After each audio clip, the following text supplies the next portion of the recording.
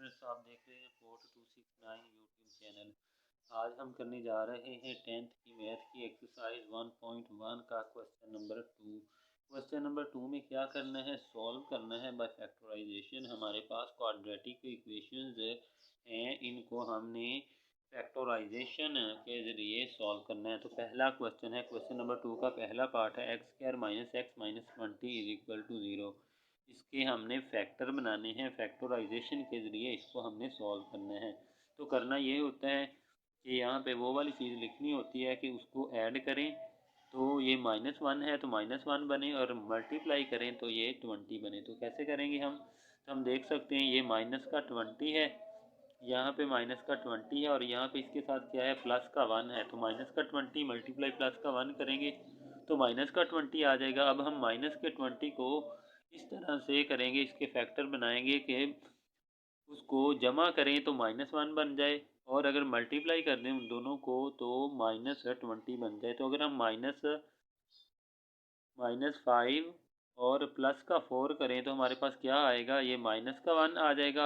और अगर -5 को मल्टीप्लाई कर दें प्लस के 4 के साथ तो क्या बन जाएगा, ये माइनस का 20 बन जाएगा। तो हम जो फैक्टर बना सकते हैं क्या है, -5 और प्लस का 4 है। तो इसलिए हम यहाँ पे लिखेंगे एक्स का square -5x plus 4x -20 is equal to 0। तो इस तरह से हम फैक्टर बनाते हैं। यहाँ पे -1 आ रहा है, माइनस प्लस माइनस का x बच जाएगा, और अगर मल्टीप्लाई कर दें तो माइनस का 20 बनेगा। तो यहाँ से अब हम देखें इन दोनों से कौन सी चीज़ कॉमन है, तो x को हम कॉमन निकालेंगे, मुश्तरिक निकालेंगे, बाकी क्या बचेगा, x -5 यहाँ पे बचेगा, एंड यहाँ पे +4 को कॉमन ले लिया तो यहाँ पे x -5 बचेगा इज इक्वल टू 0 आ जाएगा। यहाँ से हम x -5 एंड x +4 बन जाएगा इज इक्वल टू 0। तो यहाँ से हम x -5 इज इक्वल टू 0 रख लेंगे, एंड x +4 जो है इज इक्वल टू 0 रखेंगे।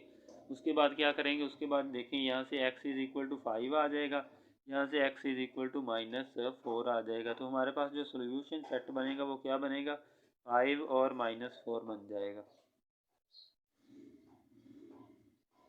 सोल्यूशन सेट क्या बनेगा, 5 एंड -4 जो है हमारा सोल्यूशन सेट बन जाएगा, सोल्यूशन सेट।